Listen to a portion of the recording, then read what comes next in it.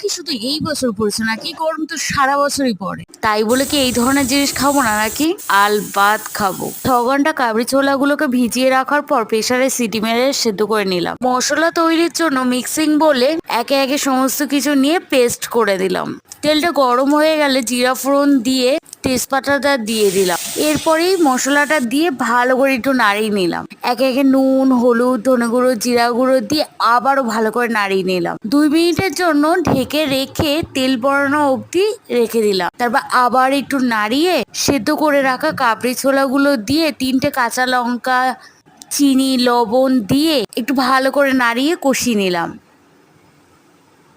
প্রেসারে সেদ্ধ জলটাই দিয়ে দিয়েছি, এক্সট্রা কোনো জল দিলাম না। 10 মিনিটের জন্য ঢেকে রাখার এরপরই চানা মশলা, গরম মশলা দিয়ে ভালো করে নাড়িয়ে নিয়ে তৈরি আমাদের গরম গরম চানা মশলা।